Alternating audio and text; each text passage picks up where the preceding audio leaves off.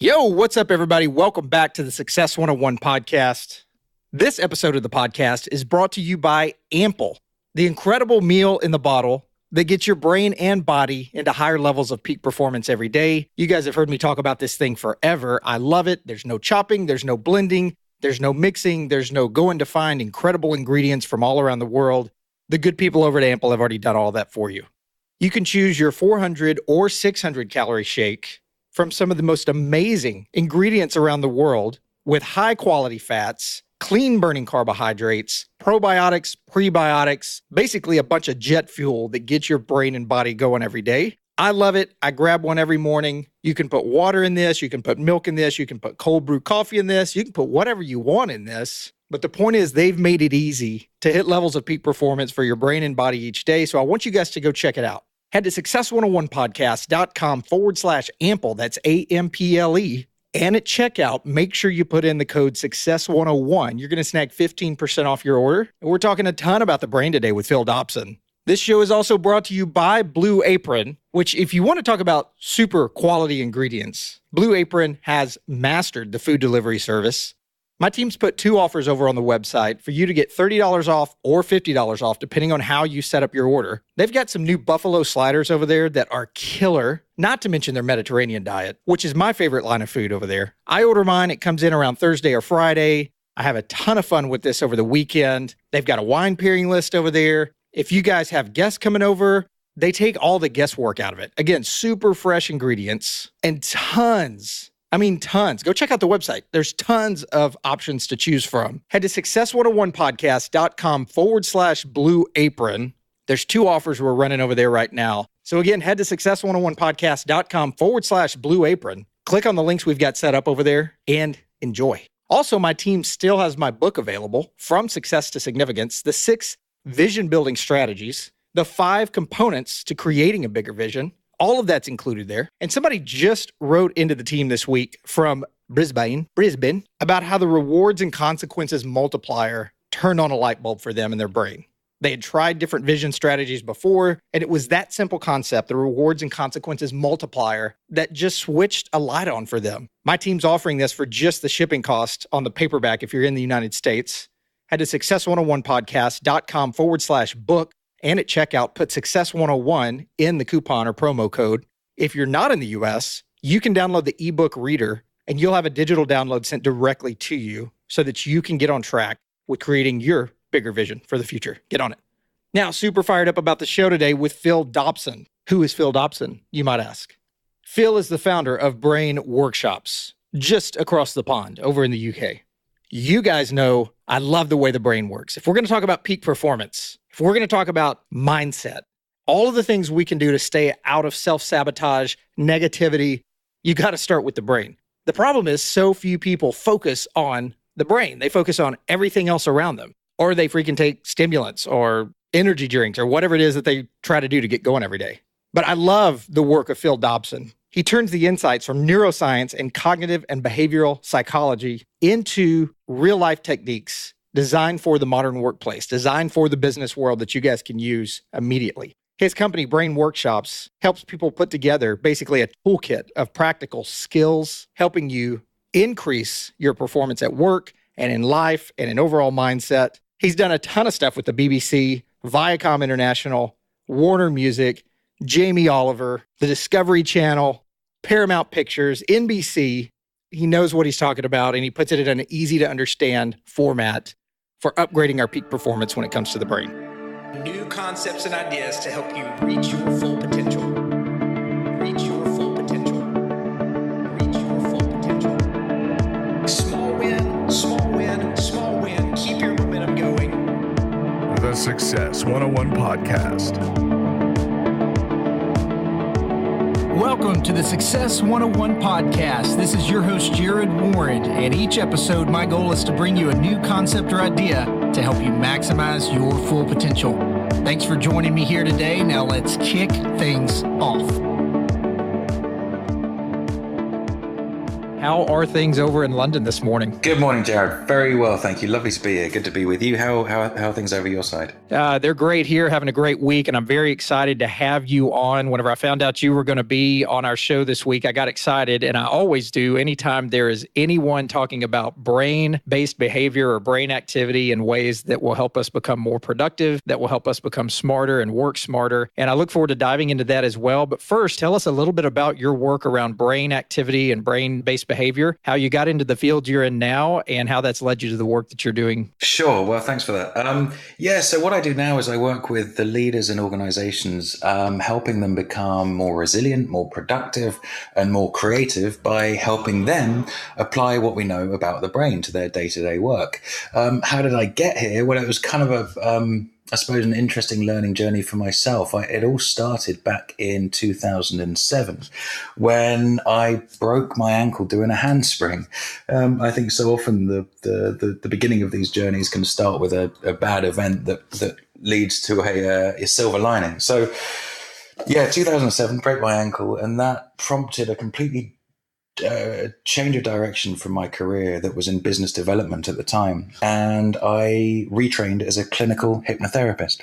So it was the following year that I set up my practice in London, and I had a great deal of success as a therapist, helping people with the sort of things that hypnotherapists can help people with. So stress and sleep and behavior modification and confidence and all that sort of stuff. And the success I had became kind of tainted with a frustration, which was this realization that it seemed bizarre, and still does actually, that people need to see a specialist to help them with these sorts of things. I mean, if you think about the importance of sleep, the necessary stress management and things like this, it still is remarkable how little we are taught about our brain, our behavior, learning, even our body. We go through 20 years of schooling, come out with very little understanding of how our body or our brain works. And I did a degree in psychology and still had very few applicable techniques.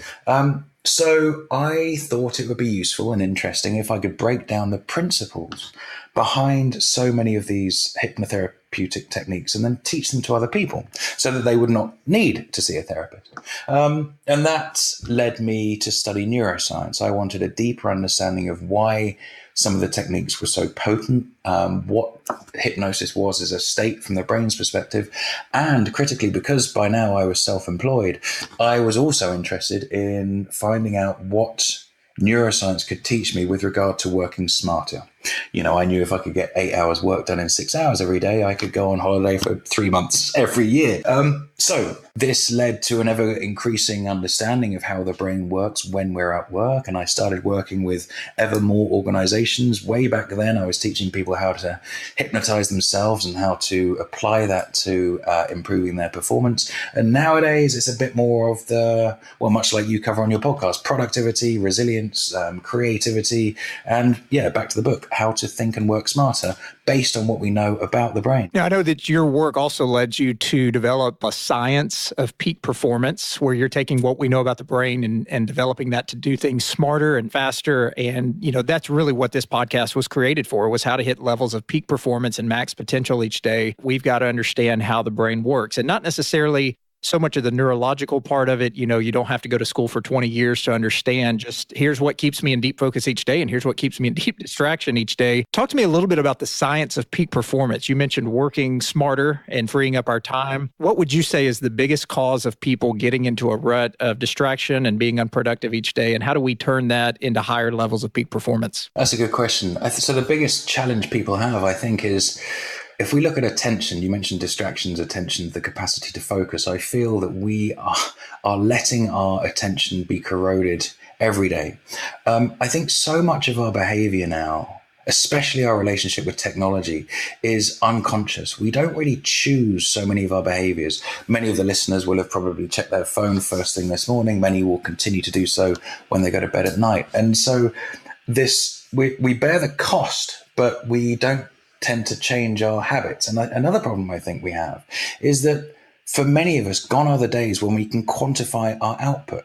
If we made chairs each day, then I would be able to measure the fact that on particular days I could make 8 of them and others I might make 6. And then I could retrospectively analyze, well, under what conditions do I make 8 and what conditions do I make 6? And can I replicate the former? Now we live in a service, a digital, and we get paid for our thoughts. It's far less easy to quantify, in which case we just become this perpetually distracted and most importantly, perpetually busy doing actually very little. So what can we do about it? I think when we want to get more from our brain at work, it helps to think about it in a modular perspective. So much like using a computer better, you can think about it from the hardware perspective and you can think about it from the software perspective. You can upgrade your whole system and then you can get better at using the applications in the software. So if we apply that analogy to the brain, the first step, I think, is to think about the conditions under which your brain performs better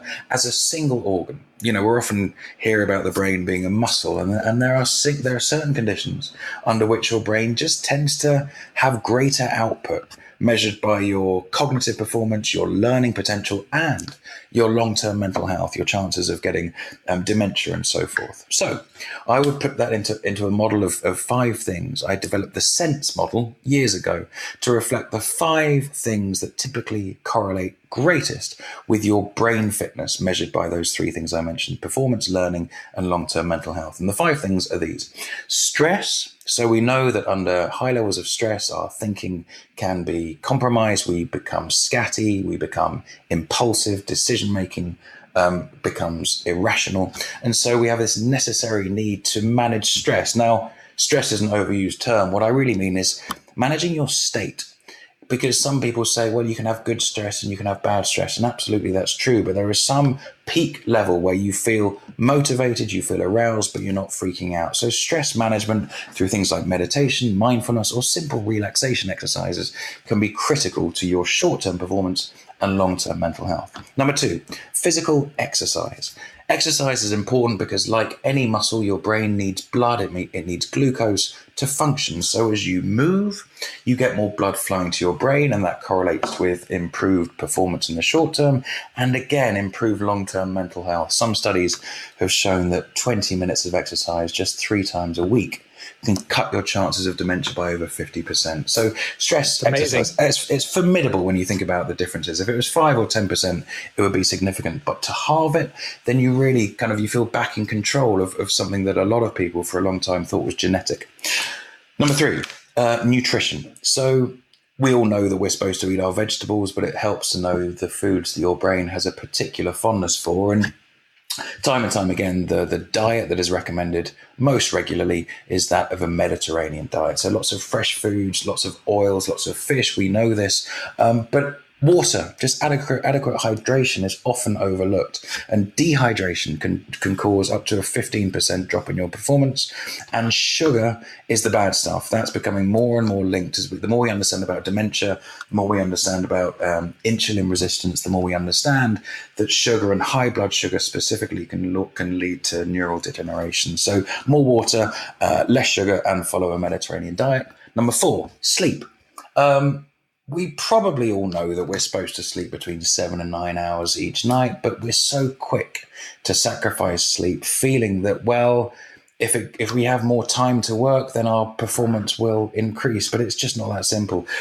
Sacrificing sleep to get more done is a fallacy. It's a false economy, because whatever time you don't have the cognitive competence with which to use your brain. So it's absolutely critical. So many of the people I work with compromise on sleep. They turn up to work after less than 6 hours, and then they wonder why they can't get their work done as well. So that's the 4th thing. And then finally, I'd say the SENSE model is rounded off with experience. Now, that's probably the most ambiguous term. What I mean by experience is acknowledging that your brain responds to your experience like a muscle. So one of the best ways to keep your brain young, flexible, and adaptable is to continue to learn new things, to immerse yourself in novelty and the unfamiliar. And just like a muscle, it will respond in turn. It will stay young, it will stay active, and you'll have your faculty for longer. So, quick summary: stress, exercise, nutrition, sleep, and experience. If you invest in those 5 things, your brain will be younger, more adaptable. It will work quicker. It will be more flexible, and necessarily your performance at work will improve. Now, that's not where it ends, because we can get to work, and if we're no good at setting goals, if we're not very good at managing our email inbox, etc., then we're not going to perform at our best. So I think working smart then necessarily has probably 5 steps too. I think that so often you mentioned it yourself, we think about distraction, we think about focus. Hey, Phil, I don't mean to derail you here at all, but before we go on to the working smarter and the 5 steps there, do you mind if we camp out on a few of these? Yeah, please. Can we go through just these 5, briefly these 5 things, and then we'll hit on the working smarter. Talk a little bit about stress. What would you recommend to our listeners here as, you've got your basic things like pushing your chair back during the day, taking deep breaths. I've learned so much about breathing over the last year and a half that I never knew. I mean, you mentioned that there's a world out there of just things that they don't teach us. It's amazing how much is really out there when it comes to just stress relief that we don't know about. Breathing, meditation, those sort of things. What would you recommend to me if I came to you as a stranger and just said, hey, I'm really stressed out. I need some relief here. Day-to-day stuff. I think that if you came to me with that, my first response would be to understand stress from a physiological perspective. You mentioned breathing, meditation, and mindfulness, and those 3 things are critical to regulating your nervous system, which is really what we're talking about.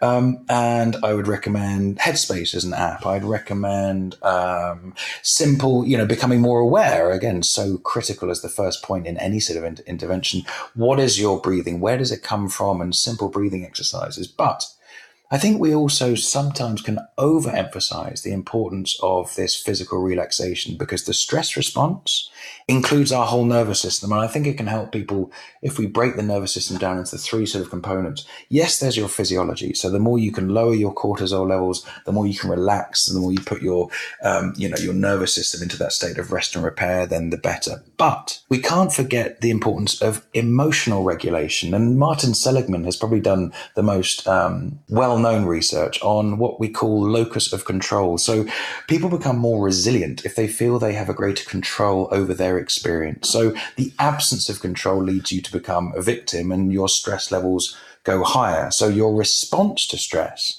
isn't just a factor of the degree or the amount of stress. It's how resourceful you feel. So a simple exercise that might help you increase your locus of control might be just simply considering, well, what are the 5 ways you feel you get energy? It could be hanging out with your friends. It could be exercising. It could be having challenging conversations. It could be learning, whatever these things are, things that you love doing. And then, well, what are the 5 ways that really drain your energy? It could be conversations with a particular person. It might be doing certain things that you would rather not do. It could be all sorts of things, right? That is open to interpretation. But if you can then make more time for the things that give you energy, and if you can challenge your responses to the things that drain you, the ultimate outcome of that is, sure, you end up probably enjoying your life a bit more and being more fulfilled, but ultimately you start to cultivate a greater sense of control. So that would be the second thing. And then finally, if you can regulate your physiology and sort of regulate your emotional well-being, we often forget that a lot of people's stress comes from cognitive overload. So a simple technique I would encourage you to do for that is just once a week, just get it all out. Empty your brain. Whether you do it with pen and paper or you get a task management app, just scribble down all the things that are on or in your mind, whether that's work-related stuff, the following, the chasing, the instigation, or it's your sending your niece a birthday card, renewing your travel insurance, all that sort of just life admin. So often we carry around these things in our brain, and then we wonder why when we get to work we feel overwhelmed or we find it hard to maintain our focus. When actually, if we're holding all this stuff in there, it's another form of multitasking, even if we're not kind of strictly conscious of the things that we are holding around there. So yeah, stress management, absolutely. Start with the physical regulation, the breathing, the meditation, the mindfulness, absolutely. But don't forget the importance of emotional well-being through locus of control and cognitive management, getting things out of your brain regularly. And I think once a week works for me. Any more than that, and you're just creating a to-do list, which this thing shouldn't be. Any less than that, then you get this build-up of sort of unattended tasks, which ultimately get in the way of you focusing and sort of getting the most from your mental energy. Breathing, meditation, mindfulness, again, just things that if you haven't hit those higher levels of stress, you may be hearing this and saying, man, okay, you guys are kind of losing me there. But once you get into burnout and fatigue, which it's going to come for all of us at some point if we're not taking care of ourselves, these become very important things in the area of working smarter and reducing stress. Exercise and diet. Can you take us down maybe if you're willing to share your routine of exercise and diet, what you're doing for brain health in those areas as well? Yeah, absolutely. I mean, exercise, I think there are probably 3 tips that I would recommend, and I try to follow as much as I can. Twice to 3 times a week, you need to get your heart rate up for maybe 20, 30 minutes or more. And that seems to, the research suggests that it's the getting your heart rate up and for slightly longer periods that help ward off Alzheimer's and dementia. And one of the reasons anyway, is because when you exercise, you get a big dose of BDNF, brain-derived neurotrophic factor. And that is the protein that enables your brain to learn. It's the protein that helps you make more grey and white matter. So critical for your long-term mental health. But for your performance day to day, you can do it even less. If you think about, I think so much of our relationship with exercise, we still think from the position of our physical health, our waistline, and we think about burning calories. Instead, think about just oxygenating your brain. When you move, even if you're stretching, you get an increase in blood flow to your brain, and that correlates directly with your performance because your brain needs the glucose and the oxygen to function. So what I do, and one of the things I think probably one of the easiest and most pleasant cognitive hacks there is just before you start work, go for a 20-minute walk. I mean, I'm very lucky that I live virtually next to, or virtually on rather, a park in East London. So it provides the perfect incentive to either get on my bike or just take a walk. Sometimes I go for a jog, but sometimes just a simple walk along the park and back along the canal. And it does a number of things. I know that it increases this blood flow, which gives me the oxygen, the BDNF, and the glucose for me to function, but necessarily it's a beautiful start to the day. I mean, other guests of yours have mentioned the importance of, your state. And you want to maintain your performance, then you can't forget your physiological, emotional, and cognitive state. And just a journey into the outside, you've got the vitamin D3, you've got the illumination that's kind of waking your brain up as well.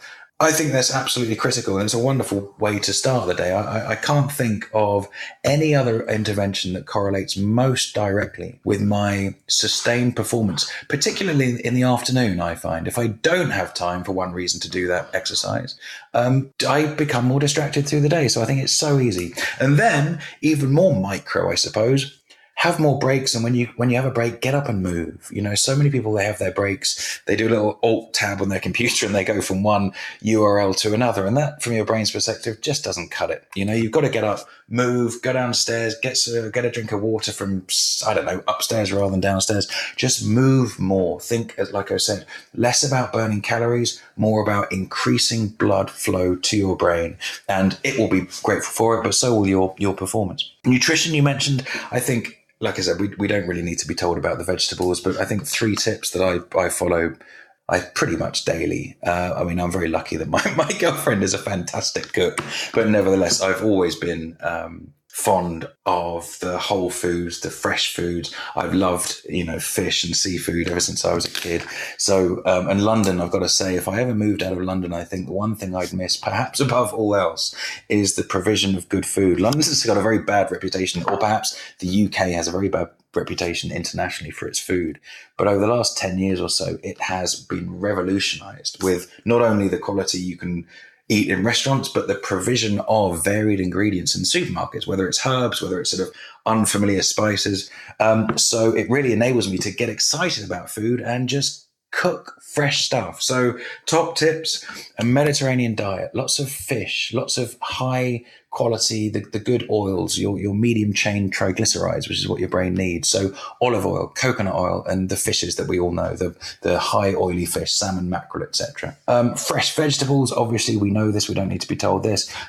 Berries, blueberries often is listed on your brain food lists, but that also includes strawberries and cranberries, things that are good antioxidants. Lots of water. Start your day with half a pint, obviously I was talking in the States, half a litre of of water, we wake up dehydrated, and dehydration can cause a measurable drop in our performance. So again, talking about simple cognitive hacks, there's this kind of nootropic revolution, people taking all sorts of smart drugs.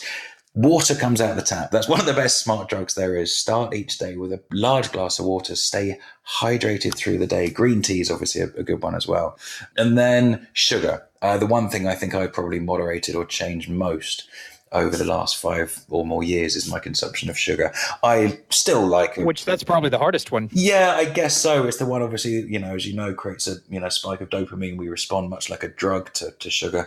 And let's face it, if you buy processed food, there is a lot of sugar in it. So I still like, a biscuit every now and again. I think we all do. But the research is becoming clearer and clearer. High blood sugar leads to insulin resistance.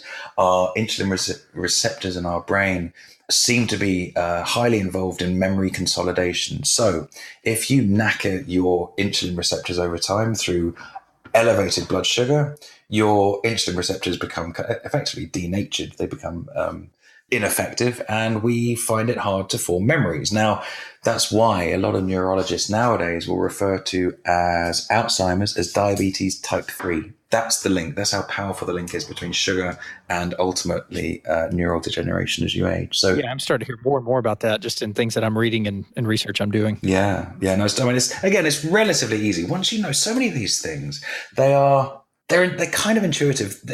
Common sense may be too far, but so much of what I teach and what we're talking about now is really surprising, right?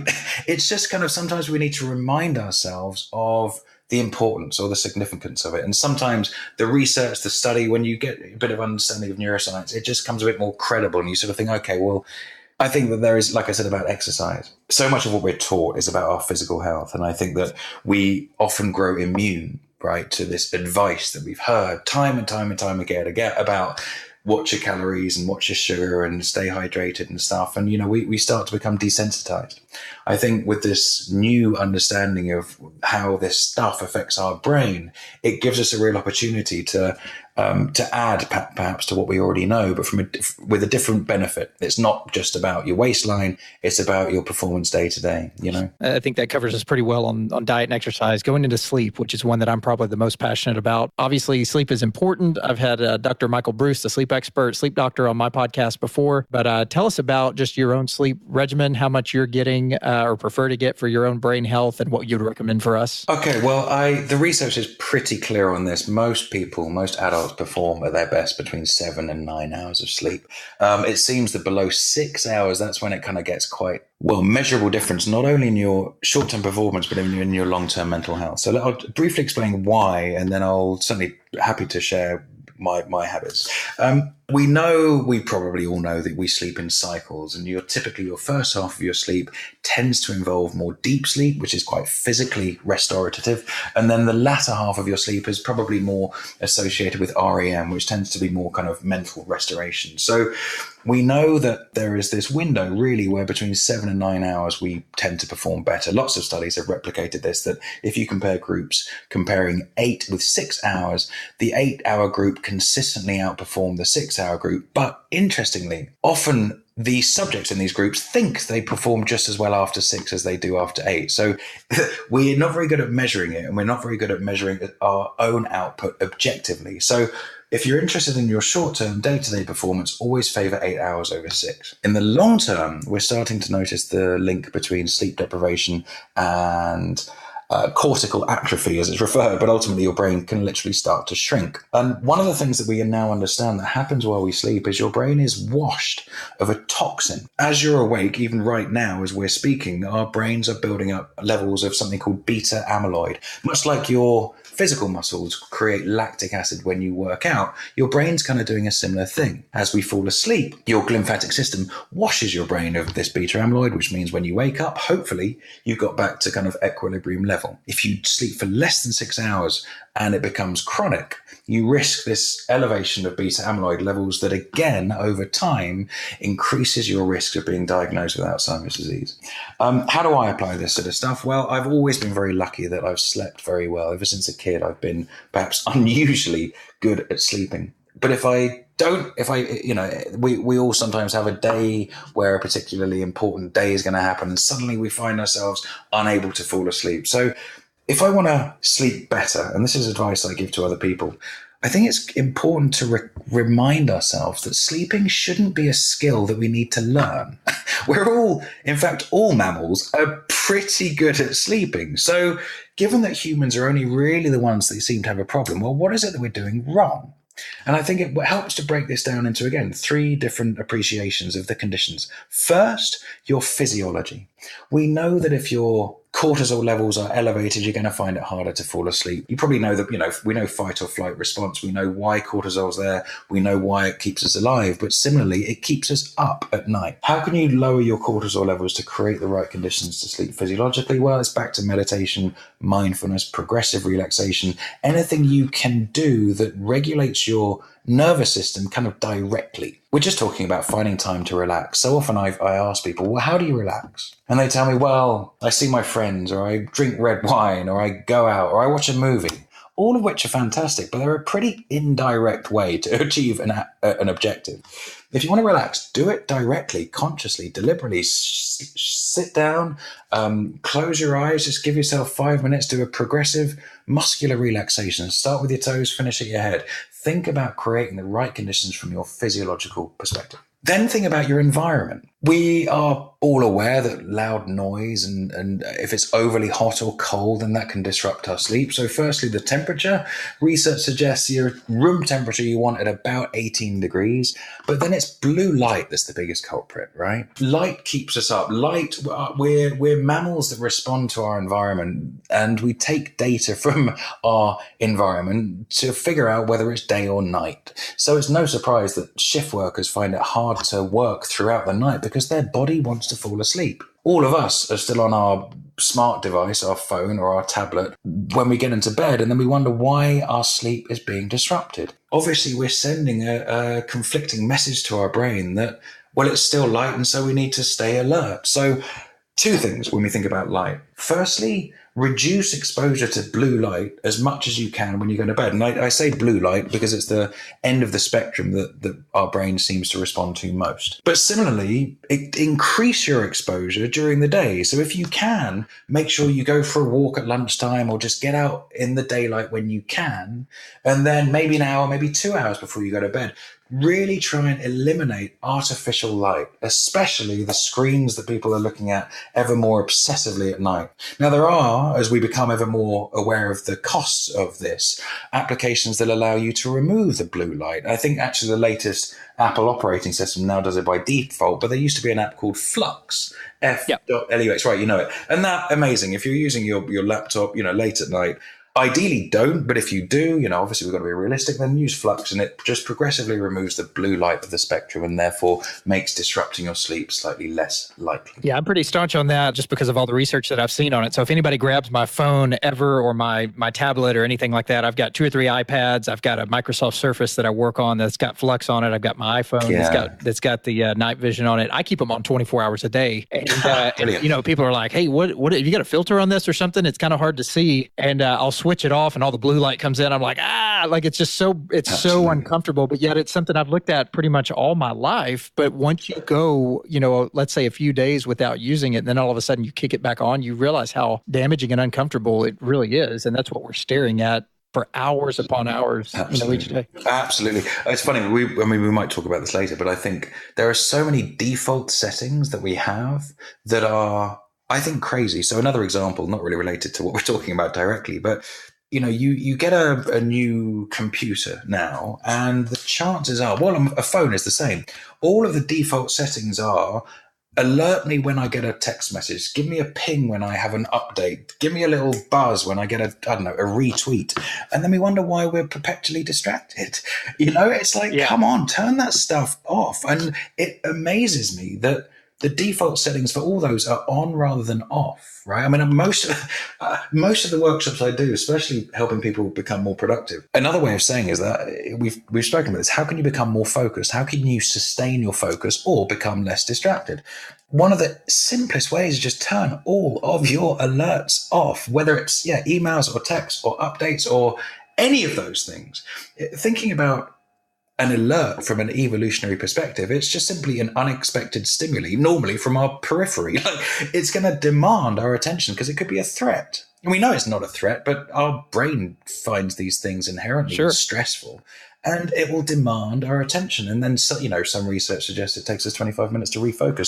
So many of these sort of things, if only there was a neuroscientist that worked for these organizations and they could go, look, you know what, let's just make things a bit easier for people. Let's give them the settings that are most conducive to performance and let them change them if they want for some particular reason. But yeah, so often it's kind of a battle to reclaim our attention, I think. Oh, absolutely. And I really appreciate Apple for, really understanding that health is a big deal and staring at these screens all the time is a big deal. They could have easily not put that on their devices, but it's a step in the right direction for sure. Yeah. So the last one was experience. If you want to touch on that, or we can go ahead and dive straight into the 5, tips for working smarter as well, whichever direction you want to take it there. Well, let me just briefly explain what I mean by experience. And it's just acknowledging that the more we understand about the brain, the more we see it as a muscle and one that responds to our experience. So this is more about maintaining your long-term mental learning and your brain plasticity. So we've probably heard how good learning a language is for your brain, but ultimately a bit of a reframe. Think about your brain like this muscle that responds to experience. If you want to keep your brain young, treat your brain as if it was young. If we plot age against unfamiliarity, so often it just tails off and tails off and tails off, right? So when we're born, everything is unfamiliar. New sights, new sounds, new words, new sensations, and our brain responds immediately. It learns at this record rate.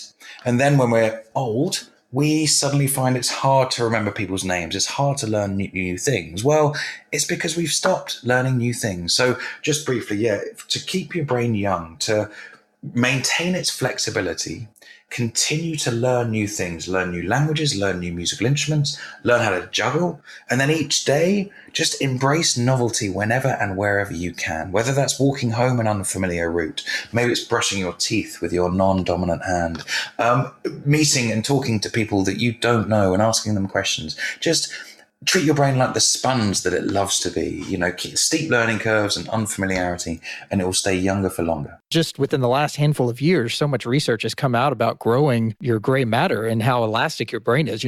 For years, even people in the, experts in the brain community were saying that it's basically hopeless. You can't grow your brain. As you get older, your brain's going to shrink. And so many more, fMRI studies and things like that have shown that, you actually can start rebuilding the brain even at older ages. And that should be encouraging for all of us, I would think. I hope so. I mean, I certainly have killed a few brain cells in my time. So we all have. Yeah, right. So as we get ready to wrap up the podcast, again, I want to hit on your book and a little bit about BrainWorks as well, but take us through the 5 steps to working smarter, or that blueprint, and how we can all get on that better path now that we know the 5 things we can do for better brain health. Okay, so working smarter each day, I think it necessarily has 5 steps. Number 1, figure out what you want. So often we are obsessed with this day-to-day productivity, with busyness and responsiveness, and ultimately other people's most valuable things. What do you want? Where do you want to be 3 years from now? Where do you want to be a year from now? What would that happen if you broke that down into quarters? What would that necessarily mean you need to get done in the next 3 months? I think that we can be too goal-oriented, and I think that I know some people that suffer with that "it will be okay when" syndrome. But the solution to that is not to have no goals. So I think number 1, necessarily, what excites you? What do you want to be doing more of? What do you want to be doing less of? And set some measurable objectives that reflect that. Number 2, apply the 80-20 principle. Everyone probably knows this. If you're listening to this podcast, the chances are you understand Pareto's rule, but apply it. We know that 20% of what you do generates 80% of your results. So based on your goals, based on your objectives, what are your most valuable tasks? What are the things that get you where you want to be? And a question I sometimes ask people to help them really understand that is, if you work 5 days a week, if suddenly you could only work 1 day a week, what would you make sure you did? What are your high value tasks? What are the things that directly get you towards your goals? And then similarly, the flip to that, what are your least valuable tasks? What are the 80% of things you do that actually only really correlate to 20% of your value that you add, whether it's the organization you work with or your own business? Understand your most valuable and your least valuable tasks, because if you don't, you just risk being busy creating very little progress. So that's number 2. Number 3, and it's kind of linked, well, it necessarily linked, but it's no good just knowing what they are. You need to then work more on your most valuable tasks and less on your least valuable tasks. This is important because a lot of people just think, well, if I do more of this and more of this and more of this, so much business strategy and all this sort of stuff, it's all about doing more. Well, sometimes if you're going to do more, there's some things you need to do less of. So I always encourage people to set or to plan at least 1 and really no more than 3 most valuable tasks each day. If you're planning more than 3, you're probably being unrealistic. If you're planning less than 1, you're just going to have a very responsive day getting nothing done. I think part of the challenge to working smart is remaining self-directed despite this willingness to feel responsive. Lots of people respond to their emails with immediacy, feeling that they're creating this positive impression of their engagement, their productivity, their responsiveness. But actually what they're doing, to me, is they're demonstrating they're not really working on anything that important. So go into each day, before it even begins, knowing what 1, 2, possibly 3 things that would constitute a successful day if you got them done, right? So that's number 3. Number 4, manage your energy. Now, I think we use mental energy and attention synonymously, as if they're the same thing, and I don't think they are. Focus without energy is as useless as the other way around. So manage your mental energy. What does this mean? Well, everybody knows probably that they probably have more energy in the morning than after lunch, right? Most people think that they're better between 9 and 12 than they are between 2 and 4 p.m. And there's reasons for that. We have our circadian rhythms, and we're mammals that tend to feel a bit sleepy, roughly halfway between waking up and then falling asleep. But then I wonder, how much do people actually plot what they do based on this? And I think that something to this thought experiment is to think, well, imagine you have to delegate all of your tasks. And you have 3 employees to whom you can delegate all of your tasks. 1 employee turns up at 9 a.m., but unfortunately leaves at noon. This employee is your best. They're smart, they're clever, they get things done quickly, they need no checking. All of the work is of as high a quality as you can deliver. But unfortunately, they only work for 3 hours a day. And then after that, around lunchtime, you get your least value employee. I won't use a rude word, but someone that's really slow, makes lots of mistakes, lots of errors, everything needs to be checked, and ultimately takes twice as long to get anything done. Fortunately, they go home at 3 p.m. and then your last employee, maybe till 6 or whatever, the last few hours of the day, they're maybe somewhere in between the two. Maybe they're your most creative employee. Now, if you think about it in those terms, obviously, it would affect to whom you delegate what task. You'd give your morning employee all your most valuable tasks. You'd give your late afternoon person the maybe somewhere in between, and you give the person who comes in after lunch the administrative low value tasks. But we go to work and we set meetings whenever. We check our email first thing, thinking, well, hang on, is that the best use of our most valuable employee? Obviously, the answer is probably no. And the point is, we scatter most and least valuable tasks throughout the day without really considering when our energy is at our peak. And the more you understand about when your energy is at its peak, and the more you adapt accordingly, or perhaps delegate accordingly, the more productive you're likely to become. So keep your best 3 hours as safe as you can, do your most valuable task then, and then have a break every maybe 60 or 90 minutes. I mean, recent research found that, I think it was the Dryden Group did some research and found that their most productive employees they worked for 52 minutes, I think, and then they had a 17-minute break. And that's taking that too literally. You probably don't want to set an alarm 52 minutes later, but every hour, roughly get up, move, have a 10-minute, 15-minute break, and then come back to your tasks. So that's number 4. Manage your mental energy.